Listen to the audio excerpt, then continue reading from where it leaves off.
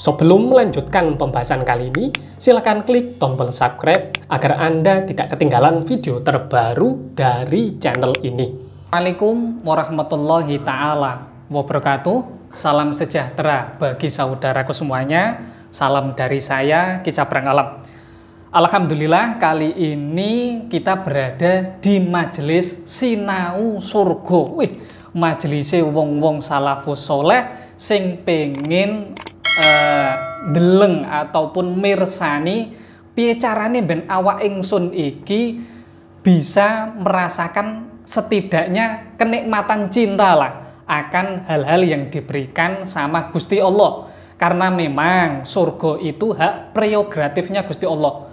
Namun apakah kita sebagai makhluk tidak boleh meminta hal tersebut meskipun kita ini bajingan, meskipun kita ini menurut orang lain merupakan orang yang buruk? Maka dari hal tersebut, di majelis Sinau Surga ini kita akan membahas mengenai beberapa hal ataupun fenomena yang sering terjadi. Dan kali ini alhamdulillah kita sudah kedatangan dengan poro sedulur kita. Monggo, Kak. Ya, Assalamualaikum warahmatullahi wabarakatuh. Waalaikumsalam. Ya, terima kasih untuk undangan yang dari Ki Sabrang. Nah, di sini saya mau bertanya, Ki. Oke. Karena di YouTube ya, ini saya jujur ya, di YouTube saya melihat ada fenomena grebek-grebek dukun santet, ya tentang santet lah pokoknya, Ki. Nah, yang mau saya tanyakan itu, santet itu apakah benar ada dan bagaimana cara untuk menyantet? Begini, yang pertama kita bahas berkenaan dengan masalah dukun. Dukun niku ku apa? Dukun itu dalam bahasa pondok disebut dengan duduk wiridan kanthi tekun. Kita duduk semacam ini, hati kita mengingat Allah Subhanahu wa taala, itu dinamakan dukun. Duduk wiridan kanthi tekun. Bedanya, mohon maaf, di luaran sana ada seseorang yang memang mengamalkan keilmuan ini tidak berasal dari Syekh Maloyo, Kanjeng Sunan Kalijogo. Ada beberapa serat keilmuan yang mohon maaf berasal dari jin, yang mana kitab ini sudah ada sejak zamannya di Babilonia sana. Lah, berkenaan dengan masalah tata cara praktek santetnya, jujur ini ada santet yang bisa menggunakan surah Al-Fatihah. Surah Al-Fatihah dari Al-Quran bisa digunakan untuk santet. Jadi ketika dalam diri kita ngapunten nih mempunyai semacam hati yang begitu marah, maka kemarahan tersebut bisa disalurkan. Cara menyalurkannya bagaimana? Bisa melalui yuyu, kepiting yang ada di sawah, ataupun bisa melalui beberapa piranti lainnya. Ngoten, Kang. Itu tata cara yang sudah dipraktekkan di spiritual Jawa.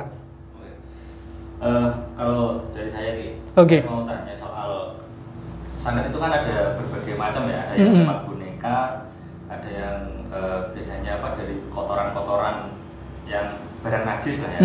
Nah, itu santet itu selain untuk membunuh, apakah itu bisa untuk hal lain? Contohnya misalkan untuk menghalangi jodoh atau apa? Kalau di dunia kayak gini kan biasanya untuk menutup jodoh orang. Nah, itu termasuk santet nggak itu? Gini, aslinya ketika mohon maaf saya ini benci kepada seseorang, katakanlah namanya si Fulan, saya memiliki data dari si Fulan, apakah namanya, alamatnya, dan lainnya. Lah, alamat tersebut yang saya pergunakan untuk mengirimkan energi spiritualnya.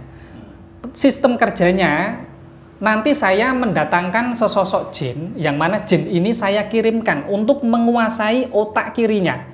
Lah, ketika otak kirinya sudah dikuasai, maka saya tinggal mencari borampe, mohon maaf, seperti paku, kemudian boneka saya masukkan melalui beberapa asma tertentu, dan asma itu nanti bisa tersampaikan melalui badan tubuh seseorang yang nantinya zat-zat yang ada dalam tubuh itu akan menyerupai paku dan lainnya.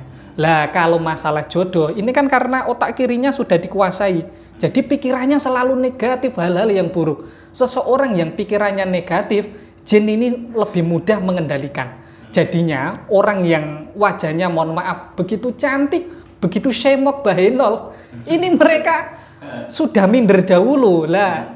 keminderan ini yang dimanfaatkan oleh jin fasik untuk membentengi agar orang yang melihatnya ini, wih dancuk sakjane ayo kok malah ngene, semacam itu. Oke. Nah, untuk selanjutnya kisah brand. Kenapa kok bisa santet itu terkena orang itu kalau tidak ada izin dari Allah Subhanahu wa taala?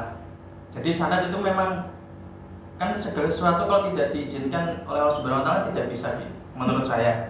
Nah, itu santet itu kok bisa terkena orang itu? Apakah orang itu memang salah atau gimana? Nah, begini. Yang pertama, kita harus memiliki hakikat yakin bahwasanya semua yang ada di dunia ini tidak lepas dari kuasanya Gusti Allah Subhanahu wa taala. Loh, kemudian mengapa orang ini sudah ahli ibadah, sudah baca hizib sakron, hizib jilani, beberapa hizib lainnya kok masih bisa? Yang pertama, hal tersebut bagian dari ujian. Karena ada kelalaian sedikit, mohon maaf. Kadang orang baca hizib nasor, hizib sakron, pikirannya masih ada wong wedok bahenol, wong wedok sing susune gede, mohon maaf ya. Terkadang memang saya pribadi pas wiridan Robbi ini makhlupung fangtasir wajabrul qalbil kasir kelingan TikTok wedok susu gede kan lho. Diancuk itu. Nah, hal-hal semacam itu yang dimanfaatkan, celah-celah itu yang dimanfaatkan jin fasik untuk masuk. Jadi hal tersebut bagian dari peringatan. Le, kowe iku macamu kurang apik le. Atimu iki ku jengano. Kowe ngakali sok soleh padahal reti wong wedok nafsunan lah semacam itu.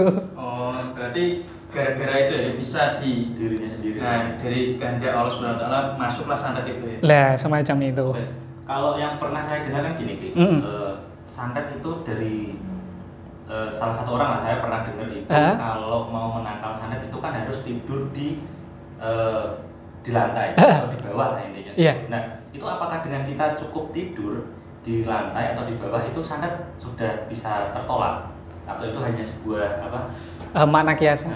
Makna sendiri. Oh gini, saya pernah ketika di Padepokan, guru saya pernah menyatakan bahwasanya di alam gaib ini jin ini sulit membedakan antara yang manusia sama yang hewan. Jadi diri kita ini mengasorkan seolah-olah jadi hewan biar mereka ini terkelabui, semacam itu tekniknya. Namun untuk beberapa sihir lainnya masih bisa mendeteksi. Namun orang-orang Jawa zaman dahulu, cara untuk menangkal sihir ataupun santet, ketika ada pintu, kepalanya di depan pintu, tiduran. Tujuannya untuk menangkal santet. Memang ada kalanya semacam itu. Biasanya orang yang mohon maaf sudah sakit hampir 1 bulan lebih, sudah usaha ini, kemudian belum sembuh. Lah, ketika dideteksi ternyata ada santet, caranya semacam itu, tidur di bawah. Tapi untuk secara pasti saya belum pernah mempraktekkan. Oke. Iya. Berarti itu insya Allah santet ditolak. Ditolak. Terus kalau untuk soal yang tadi, soal santet jodoh tadi ya, itu selain jin yang menguasai otak kirinya, itu kan dia minder pada dirinya sendiri. Iya. Nah, itu kalau misalkan minder pada dirinya sendiri, apakah orang lain tetap ada yang nafsu dengan dia?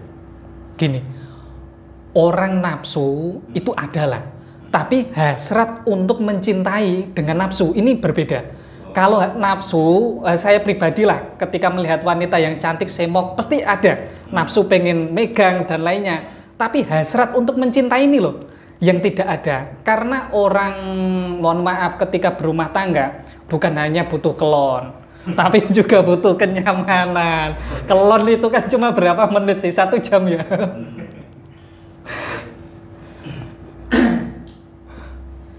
Jadi masalah santet saya sudah terjawab dari kisah Brown.